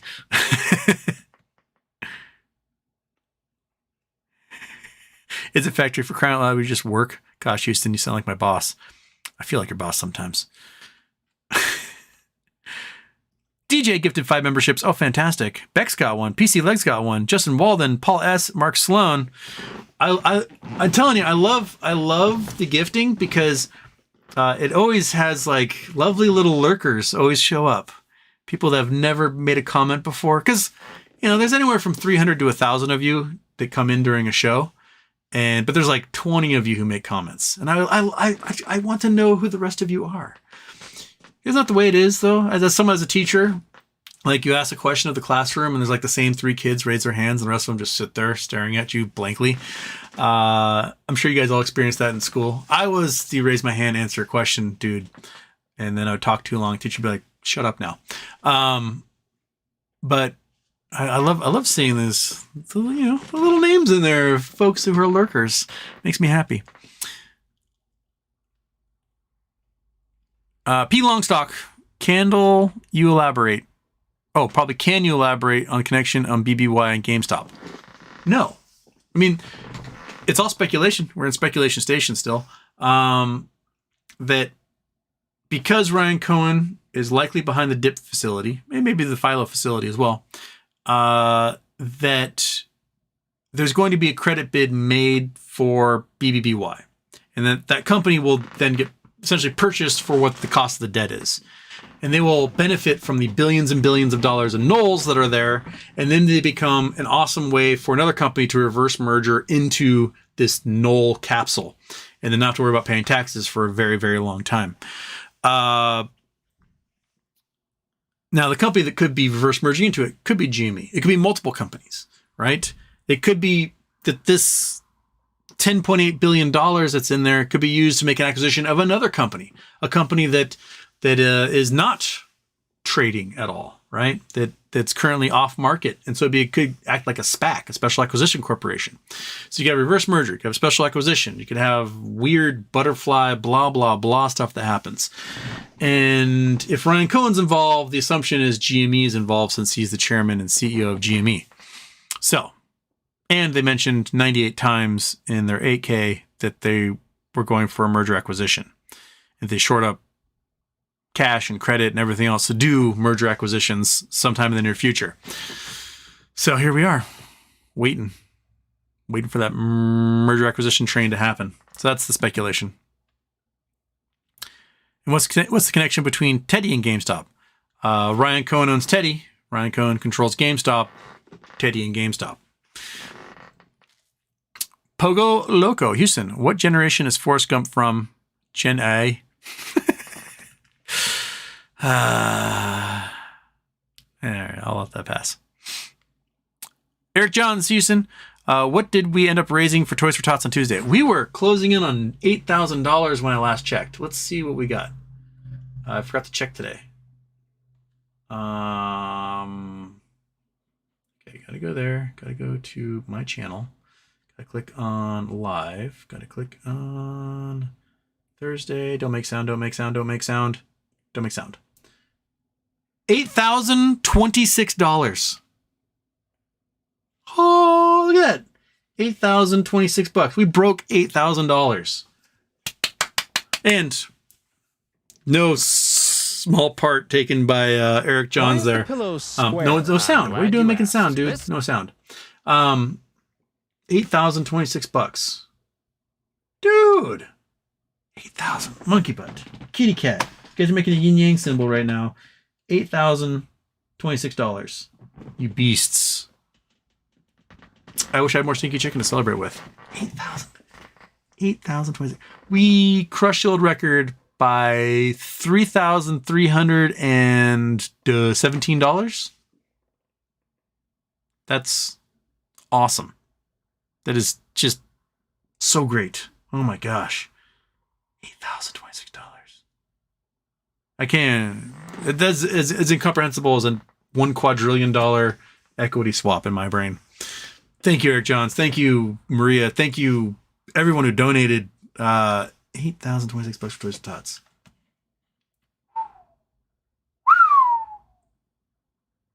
The donate button's still there if you want to add more. So, man, thank you. Thank you, guys. Thank you, Eric Johns. Elon Musk does owe us a special surprise because he said if we went past 7,410, there'd be a special surprise. So, come on, Elon. Pony up. What's the special surprise? William Jones yesterday showed this California carbon reduction factory. What a crock. Arbor Day Foundation. In 1 year, a mature tree absorbs 48 pounds of carbon dioxide, releases oxygen in exchange, plant trees. So 48 pounds for a mature tree. So let's see. Let's go to the calculator. Let's calculate it up. Turn off the Chrome. Go to the calculator. Okay, so they can do 1,000 tons, which is 2 million pounds, right? So they can do 2 million pounds in 1 year. Oops, one too many. To divide that sucker by 48, how many trees you got to plant? 41,000 trees. That's doable. How many trees? All right, let me look.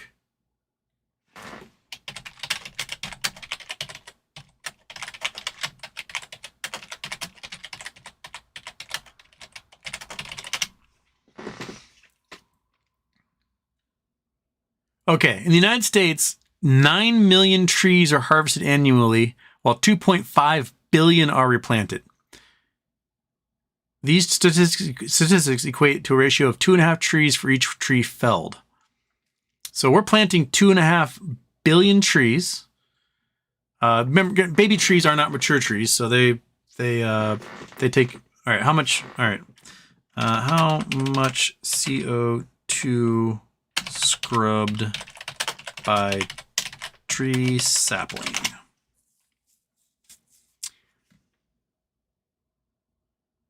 A tree absorbs 25 kilograms of CO2 per year, but really a tree absorbs anywhere between 10 and 40 kilograms on average.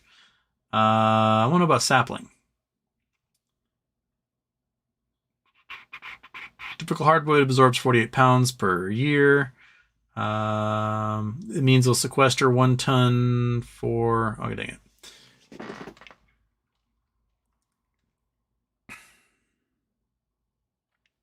Where is... Tell me. Where am I looking here? I'm looking... Okay.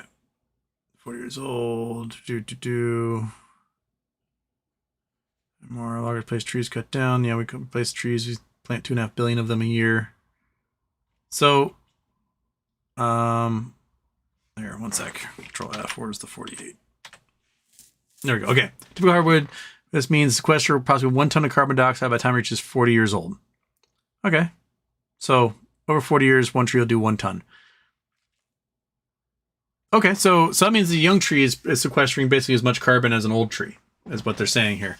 That works out for me. So if we go back to the calculator, 41,000 trees are enough to do that. And if we are planting 2.5 billion of them, so 250000000 divided by 41,667, meaning each year loggers alone are planting the equivalent of 59,999 of these carbon sequester plants.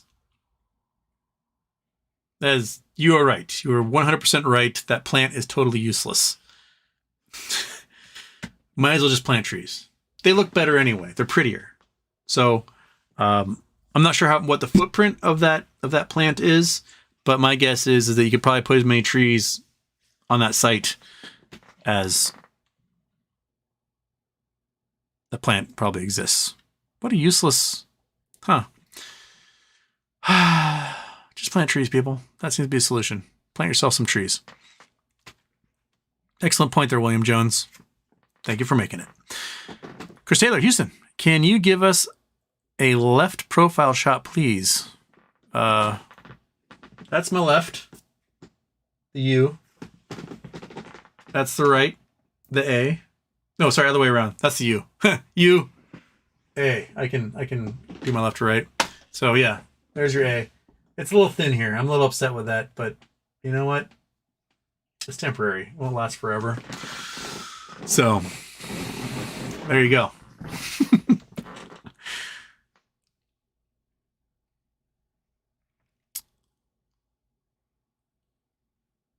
Since 54, DeSantis debates a man he's not running against. So much winning, he's so lost. Not only that, but he got his ass kicked. Gavin Newsom just ate DeSantis's lunch in that debate. Like, how are you not embarrassed by that? It's really fascinating to me to see like how someone can like operate a campaign competently enough to become the leader of a state of like 20 million people, 27 million people, however many are in Florida now, a whole bunch, and yet be such an amateur when it comes to a national stage that like you look like a bumpkin. Wow, DeSantis just was so bad, so incredibly bad. I feel embarrassed for him. And the fact that I'm going to be in Florida in 2 weeks, I'll feel embarrassed for the entire state of Florida while I'm there. That clown got so dismantled. Oh, it's amazing. Okay. And since 54, also bye-bye George Santos. Yeah, George Santos finally got kicked out of the House. So George Santos is no longer a House member. He is, well, next time you see him, it'll probably be in cuffs. He's facing a whole bunch of fraud counts. He's got no answer for it. And more juicy stuff just comes out each day. So bye, George Santos. Peace. D-Staff, what's good? Chicken breath? Yeah, what is good, chicken breath? What do you got? What do you got there, stinky chicken?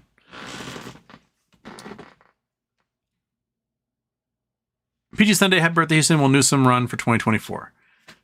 I don't know. The last time somebody primaried president, the sitting president, it did not go well for the Democrats.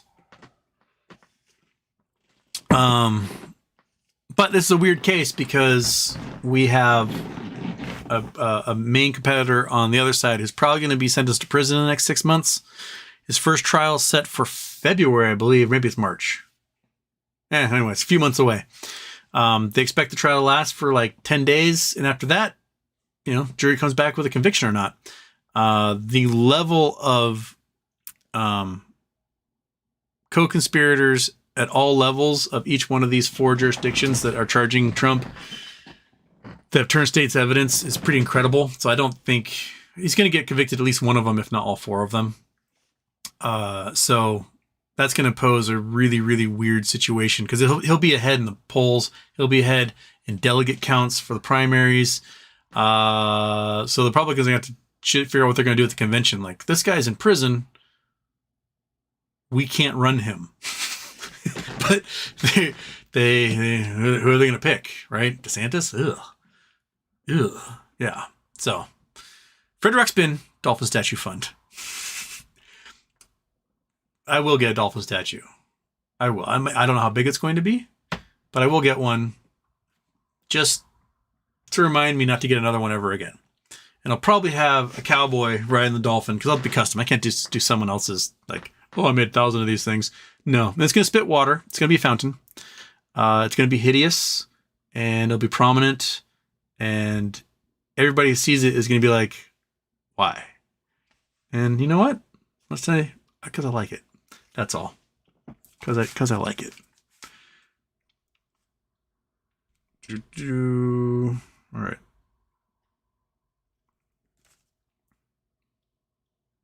Did you read over the RC reply yet? It's in your Reddit box if you haven't. Oh, thank you. Let's get that right now. Boom. Boom. Thank you, Iggy. Bam. Shaboom. Open new tab. Let's get it. Let's see what we got here. Okay. Just dropped RC's reply. All right. So this is RC Ventures LLC and Ryan Cohen's reply memorandum of law in support of their amended omnibus motion to dismiss the complaints. Boom. Boom. Boom. None of that helps me in any way. Those are just table of contents. So, oh, here we go. Here's the meat of it. We get to the meat of it here. All right. Can I zoom in? Do I have the ability to zoom in on this? Can I? No, apparently I cannot. So, plaintiff section B claims are not moot because plaintiffs have failed to maintain a continuing financial interest in the outcome of their cases. Plaintiffs do not dispute that their common stock of BBBY has been canceled. They advance 2 arguments to avoid dismissal on mootness grounds. 1, buying stock in BBBY lender revived their loss standing. And 2, a potential incentive fee for awarded attorney fees constitutes a sufficient financial interest in this case. Our opening brief debunked these arguments, and plaintiffs have come forward with no authority in support. And neither argument contradicts Second Circuit precedent, and the court should dismiss these cases under Rule 12b-1. Sorry, it's so tiny for me to try and read. Plaintiffs have similarly failed to cite any authority supporting their claim that the share count rule does not apply to Section 16b. It is disputed that under the share count rule, defendants were not 10% beneficial owners when they bought their stock. The regulations themselves clearly provide that the share count rule applies to Section 16b, and courts have uniformly so found. Plaintiff's argument would overturn the efficiency and predictability that the SEC intended to provide when it adopted the share count rule. It should be rejected. Finally, plaintiffs urges the court to invalidate decades-old SEC regulations, which clarify that directors are not subject to Section 16b for purchases that predate their directorship. There is no support for the argument either, but regardless, the Exchange Act expressly prohibits liability for anyone replying in good faith on then-existing SEC regulations, even if those regulations are later struck down. Plaintiffs simply ignore that statutory mandate. That is, in addition to plaintiffs' utter failure to allege facts plausibly showing that the Cohen defendants were directors by deputization in the first place. The court should dismiss these acts under Rule 12b-6. It's so tiny. I feel like I need a magnifying glass, and I wish there was a way, because that magnifying glass keeps making me think I can zoom in, but that's part of the screenshot. Grrr! All right. Court jurisdiction says argument. All right. Oh, goodness. All right. So what's the conclusion here? Conclusion. conclusions are what we care about. Section 16B and its implementing regulations. Congress and the SEC established a clear, predictable framework for investors to plan their stock purchases and sales. This framework maximizes transaction costs and insulates investors from the threat of unfair surprise when they rely on SEC regulations. Plaintiffs asked the court to overturn that, and it should not. The court should dismiss the complaint under Rule 12B, Rule 12B6. Okay, there you go. Without having to read fucking 30 pages of chicken scratch. Excellent. So it's there. They state their case. Case is stated. No mention of BBBY, so they're not opposing BBBY becoming the plaintiff in this. So that's notable that they're like, you guys have no standing, but they don't mention BBBY off the bat on that. So I dig it. Cool. Excellent. I wish there was a zoom function on images for Twitter on web. Probably the guy who programmed that got laid off last year.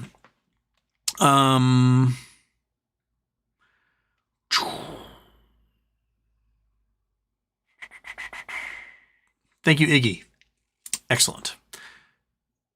BOFH says before, I bet the debate was an attempt at setting up a narrative for 2028. Biden and Trump are old as dirt, and at least one of them won't be eligible for election, and lifespan is an issue too. Yep. Joe Rocco, Houston, please tell my vanished BBYQ shares will be given back to me. Is there anything I need to do to let them know? I know they have vanished. What goes on? You don't want your vanished shares back. They're null, they're void, they're worthless. You don't want them. What you want is new equity from the Butterfly Corporation. That's what you want. You don't want the old stuff. You want the new stuff. So, give them a salute. Tell them they did a great job. Put them onto a funeral pyre. Shove them out to sea. Light it on fire. Those were they. The queen is dead. Long live the queen. That's where we're going to there. So you want the new stuff, not the old stuff. Anthony W., so much for the MMTLP squeeze. Well, another congressman today wrote a letter to FINRA. I might have been texted to me, so one sec. Who sent it? Open you. Was it this one? Yeah, let me see if I can find it. One sec.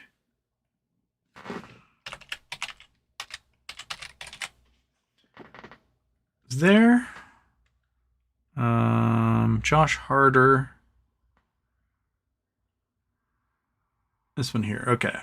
Oh, this is a larger image, so I can actually read this one. So Josh Harder writes to Gary Gensler. Dear Chairman Gensler, I'm writing regarding corporate action taken by Financial Industry Regulatory Authority, FINRA, on Meta Materials Preferred A shares, MMTLP. I have heard from a number of my constituents who remain concerned with the holding and status of their shares. As you know, FINRA halted trading MMTLP on December 8, 2022, and announced deletion of the MMTLP symbol 5 days later. These decisions left many of my constituents blindsided and without clarity on the future of their investments. The U.S. Securities and Exchange Commission and FINRA have responsibility to protect investors and safeguard the integrity of public markets. My constituents deserve to know that proper regulations are in place to protect investors and that market decisions are being made in an efficient and transparent manner. I urge you to fully investigate the events surrounding the trading halt of MMTLP and ensure no wrongdoing took place. I ask that you make any findings which should include an audited and consolidated account of impacted shares publicly available. Also, I also urge you to provide clear guidance to my constituents about what they should expect to occur regarding their current holdings and under what timeline they should expect a resolution to take place. Guidance should include steps the SEC is taking to work with next Bridge Hydrocarbons to work towards a resolution. Thank you for your attention on this matter. I look forward to your response. So this is Josh Harder of California, I believe. That's where he's from. Yeah. 9th District? Is that what it says? I can't read it. Whatever. He's 9th District, California. So stuff's happening. What's his butt? Mark Basile says it's going to be wrapped up in 2 months. I have no idea why he thinks that, but I'm all for it if it happens.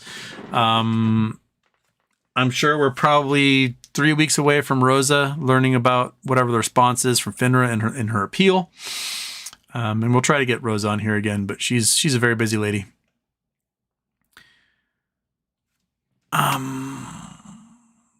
William Jones, anyone learn any more regarding the going concern legalese upon the necessity for December 23rd wrap up for BBY regarding Knowles?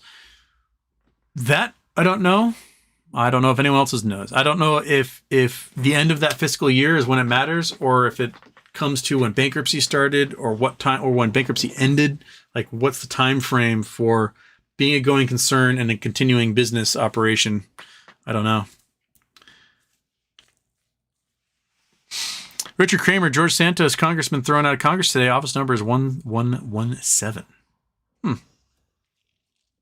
Adventures with Hunter. Buffett 10-year wager with the hedge fund manager. Buffett took VOO and S&P index fund. Hedge fund manager took average return of any 5 hedge funds. They put in the same amount. Winner selected a charity with interest, $1 million. It's a good bet. I wish I had the kind of money to make bets like that.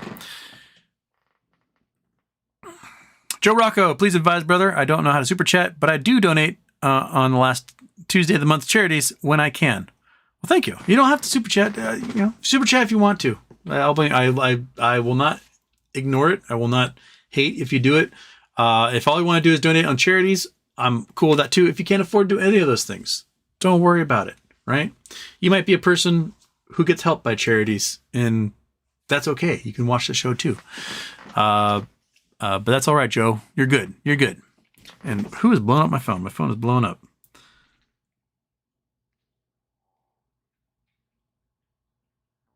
Next Bridge Hydrocarbons S1 dropped. That's what he said. Okay. My goodness. So much happening on this Friday. Okay. Next Bridge Hydrocarbons S1. Let's get to this. What we want is Edgar. Is this the most recent one? I don't know.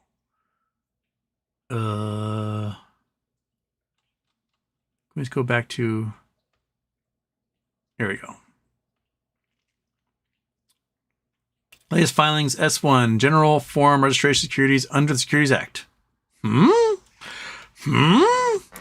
Okay, this might be a big one. All right. Amendment number 3 to Form S1A registration statement. Okay. Where's the meat of it? This prospectus is being furnished to you as a holder of common stock of NextBridge Hydrocarbons in connection with the planned distribution by NextBridge Hydrocarbons to each eligible holder of its common stock as of the close of business on 2023.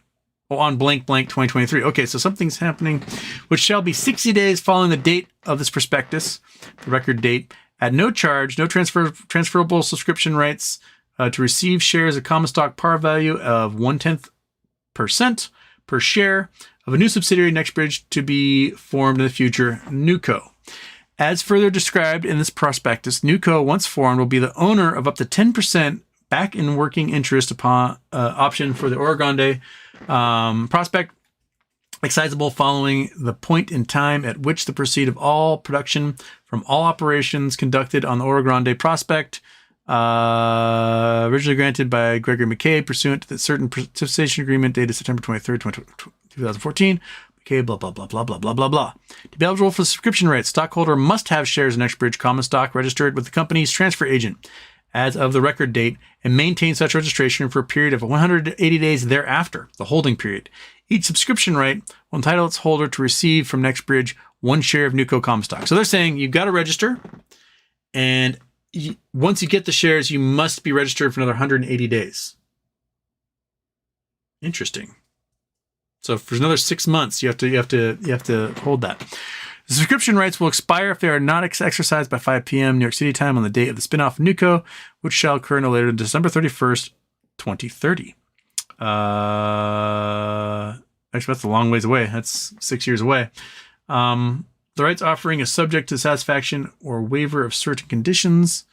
NextBridge Hydrocarbons has the right to withdraw, cancel the rights offering if, at any time, the prior record of the board company determines its sole discretion that the rights offering is not the best interest of NextBridge Hydrocarbons or stock conditions such that advisable, blah, blah, blah. McCabe, chairman of the board of Bridge Hydrocarbons, beneficially owns approximately 27.8% of the outstanding common stock of Bridge. Mr. McCabe and MPC have executed that certain contribution agreement dated July 25th, 2023 among Mr. McCabe, MPC, and Bridge. McCabe's contribution agreement pursuant to the terms of the McCabe contribution agreement and effective upon the expiration of the holding period, Mr. McCabe will contribute an amount of back-in interest and MPC will contribute an amount of the Bronco prospect, such contributed portion, the Bronco assets, in proportion to the percentage of shares of common stock of Bridge that are directly registered in name of the beneficial owner with the company's transfer agent on the record date, whether previously registered directly or previously held through a bank, broker, or other nominee who instructs such bank, broker, or other nominee. Transferred to the beneficial owner on the books and records maintained by Bridge transfer agent on or prior to the record date, provided that such shares remain directly registered for the holding period. Following the expiration of the holding period, each such registered beneficial owner will be the registered owner of the distributed subscription rights in book entry form in the new account with Bridge transfer agent. My God. Okay. And there's 75 pages of this. Whew. All right. So is this the approved S1? It's amendment number 3 to the S1. Okay. So they are amending away. Interesting. Cautionary statements, going to be 9 million pages of those defining terms. All right, so they got another amended one in there, speaking of Bridge. So, woof.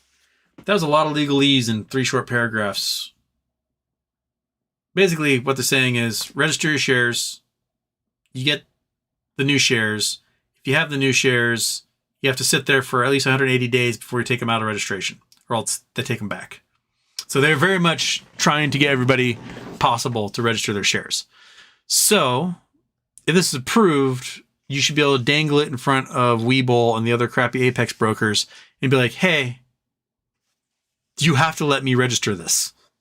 And then they go, ah, and then desperately try to find your shares. So, here, I will copy this. I will put it in the chat as a link and you guys can click on it. Boom. Have at it.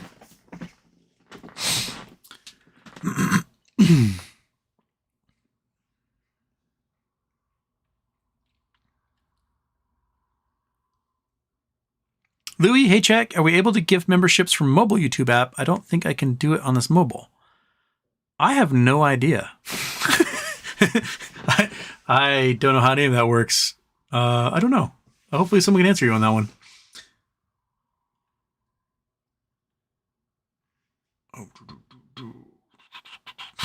Corey read a nice Trailer Park Boys look, Ricky. This is a shirt Ricky would wear, that's for sure. Yeah.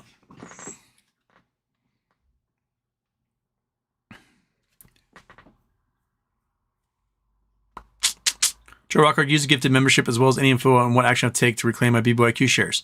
You don't take any action. The action that will happen will come from the company itself. If and when there's a credit bid that's successful, gets announced, then they say, hey, we're going to utilize these nulls. And if they utilize those nulls, then they got to give the shareholders their 50% equity in the company, and that's when they'd issue new equity. And if there's a merger involved or a SPAC or whatever weird things, there could be cash involved. There could be multiple shares of multiple companies involved. That's what we're waiting for there, Joe Rocco. William Jones, your best gem gold finds, were they the result of serious mental targeting or potential areas or luck or both? Gems, targeting. Always targeting with gemstones. I've never come across like a rock formation and been like, oh, weird, that's quite a gemstone. Well, one time I found some really cool amethyst, just kind of in a road cut. Gold. I found good gold targeted, and I found good gold by accident. I think my favorite was where my claims are up in the Methow in North Cascades. A friend of mine's a fly fisherman. He was a roommate of mine at the time, and he's like, hey, I had someone cancel on this fly fishing trip that I was guiding. Do you want to come? I was like, totally. So I went up for like a week and I camped with him up in the Methow and went fishing. And, fly fishing to me, I was like, sweet, I'll go fly fishing and then we'll eat the fish we catch. So I'd catch a bass and he'd be like, no, throw that back. I'm like, well, are we going to eat it? He's like, No, absolutely not. It tastes like mud. And I catch a trout, I'm like, sweet, got a trout. Let's eat this thing. He's like, no, throw it back. I'm like, why are we throwing it back? He's like, because it tastes like mud. I'm like, then why are we out here? Like, I don't understand fishing for the sake of like not eating the thing you're fishing for. Like, I want a fish. That's a fish. Let me eat it.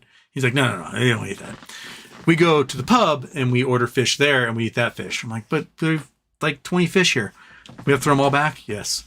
So anyway, one of the days we put in on the Met Tau. It's like a little sandy bank. You drive the truck down, let the little floaty raft things out there. And while he was doing that, I took out my gold pan and I just took a scoop of the sand and I sifted it in the water and I pulled out 7 pickers. And a picker is a big enough gold flake that you can like grab it with your fingers and pull it out. So if you have 7 pickers in one thing of sand, like basically I had like probably $40 in gold in one pan of sand. That's how much gold was there. And I went, oh shit, you guys fish today. I'm going to stay on this bank and I'm going to pan more gold. I came out with probably close to an ounce of gold just by panning. I've never had such a rich find of gold in my entire life. So that's where I go up now. And I try not to destroy this little sand bank because all the fishermen use it to pull their boats in and out. So I go up with the dredge, usually most August, except they've had huge fires the last couple of years. And so you don't want to be up there while the sky is black and you can't breathe. Just like the weather's perfect. The water temperature's just beautiful to sit in. You don't need a wetsuit or anything. And then I go and I just overturn giant boulders and suck up the gravel underneath and run it over the dredge.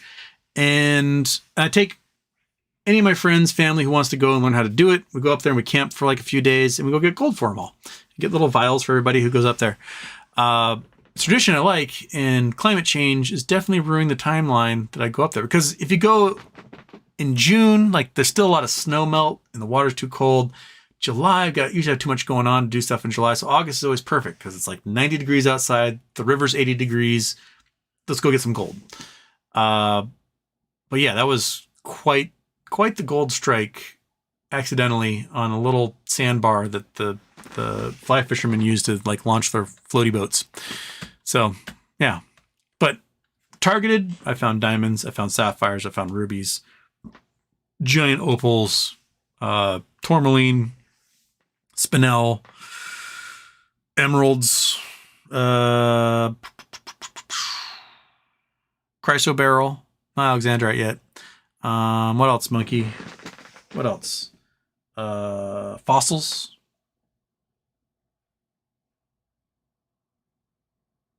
Might be all of them. Oh, iolite. Petrified wood.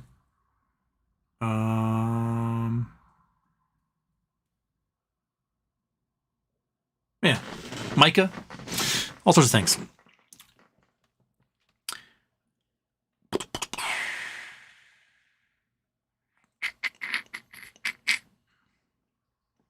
Greg2124. I'm a little bit behind in the chat, but I'm a Shriner and I would love it if that's the next charity. Okay, Shriner, good enough for me. December will be Shriners Hospital. So that'll be December 26th. That'll be a charity Tuesday. We'll do Shriners Hospital, Shriners Children's Hospital. That'll be our charity for Charity Tuesday. So there we go. Greg just settled it for us.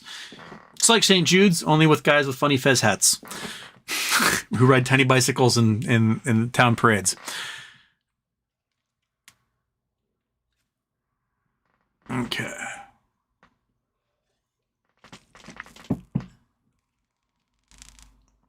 William Jones, Beyond had some nice price movement upwards today. Frozen State Productions, I am late to your show. You're 15 minutes in real time. I'm just trying to find out where I come in on the chat during your live stream. Happy birthday, buddy. So it's 3:15 on the chat. It's 4:25 in real time. So I've got 5 minutes left. I got to get out of here. So yeah, I'm an hour and 16 minutes behind. An hour and 20 minutes behind.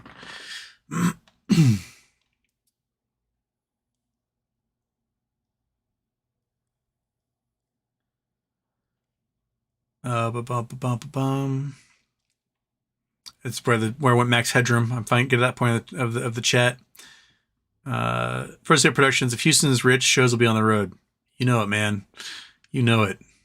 Going through 5G, baby. I Not Your Friend is here. I Not Your Friend.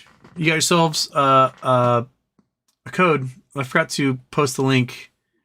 If you donated on Tuesday during the live show, that's whose names I got.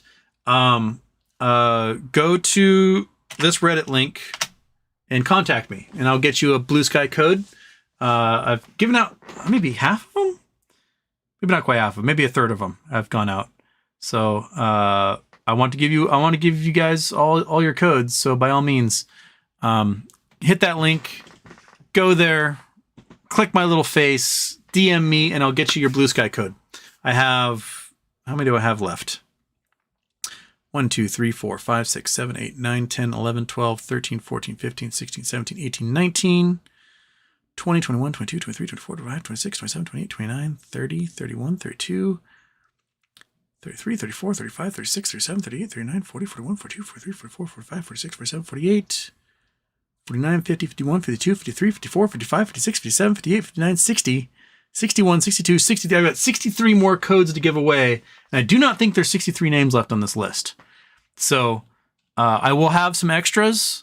I can use them for next time around. Folks that donated after the live show shut down, you can send me like a screenshot of your donation thingy. I can get you a code. We don't have to do drawings this time.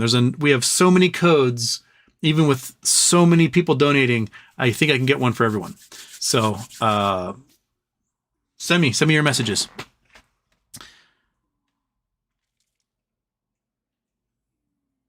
Frozen State Productions, I bought 2 UBS puts just in case that quadrillion swap is valid. Nice. Good job. Probably a good thing to do, because I don't think UBS is going to have good news for a long, long time.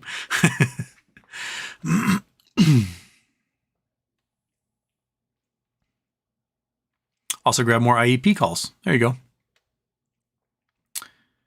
Hunger Games Wade.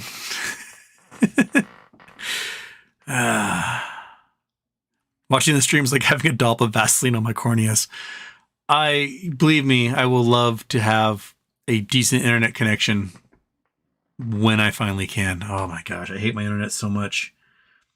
It's just, why is my upload speed? My upload speed is never close. I'm supposed to have like 15 megabit upload, and I can never cross like 2 megabits. It is just awful.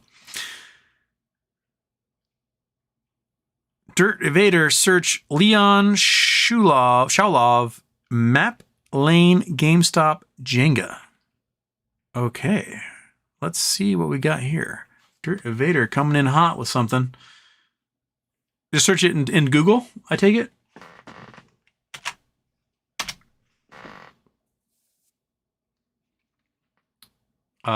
So search for Leon Shulov, Penthouse 56 Leonard, Leeds, Manhattan Luxury Market. Okay. Leon Shulov, Map Lane, GameStop. So hedge funder bruised by shorting GameStop, sells Tribeca condo. Leon Sheffield. Okay. The real deal. Look at this guy. I bet he wishes he had USA on his face right now. Hedge funder bruised by shorting GameStop, sells Tribeca condo. Buyers inked 33 contracts last week for Manhattan Homes, asking over $4 million. Leon Sholov, founder of hedge fund Maple Lane Capital, has found a buyer for his lofty Tribeca penthouse at 56 Leonard Street. The financier, whose fund suffered 45% loss in January after the shorting of high-flying meme stock GameStop, could at least turn a profit on the home sale. He and his wife bought the 5,489 square foot unit for $26.7 million in 2017. It was asking $34.5 million when the condo went into contract last week. Overall, Manhattan's luxury market continued to see strong activity. So when was this? This was August of 2021, so 2 years ago, when real estate was still hot. Okay, is there another story we need?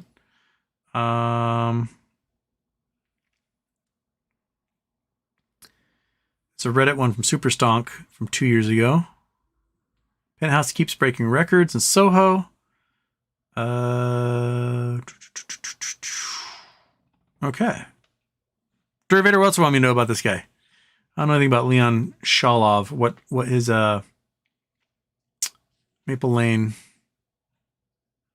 Look at the Reddit one. What's the Reddit one say?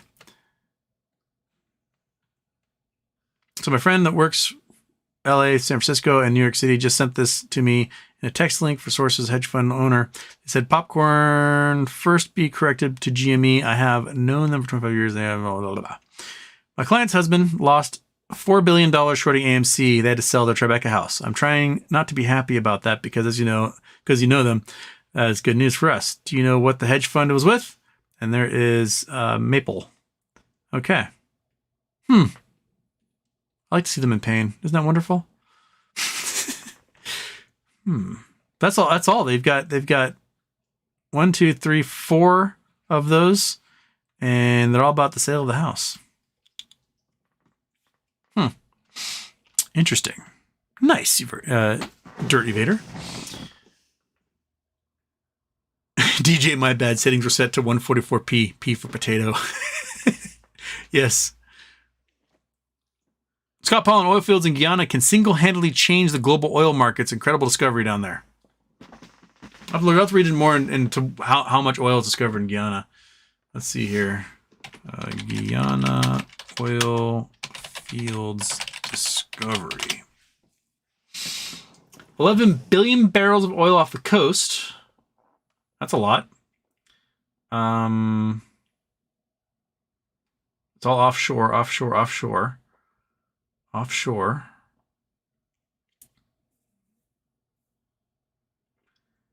Doing 15,000 barrels a day since 2017 minimum. That's not very many, but I'm sure there's more investment. Ghana scrambles to make the most of its oil wealth. Now boasts reserve about 11 billion barrels, which means they probably have significantly more than that if they're 11 billion. Yes. Oh, shit. I'm going to be late. Iggy's letting me know it's past 4:30. All right, everybody. I got to go. I want to thank everyone so much for jumping in here and being awesome. Bill Cohen says, tired of being poor. Boo-hoo. Time will come, buddy. Time will come. Just twiddle them thumbs, wiggle them fingers, sit back, wait for the credit bid to happen, and see where it goes. Because I think weird stuff is going to be coming. DJ, member for a month, petrified wood was always first afraid. Thank you, DJ. All right, everybody. I'll see you Monday, right? I'll probably be a Monday night show because I think I'm taking my aunt to lunch Monday afternoon. So I'll probably do a Monday night show. But everyone, have a great day. Enjoy your mustache day. Crazy mustache day, USA. And I'll see you guys with a much more normal face Monday evening. All right, take care. Have fun. High five your grandma. Pet your dog. Shove a child into a ditch. Whatever it is you do for fun. And I'll see you guys later. Bye-bye. Wait, I gotta click my thing. Click my... which one? Oh my gosh, this one. This one. 10, 9, 8, 7, 6, 5, 4, 3, 2, 1. Houston, we have a problem.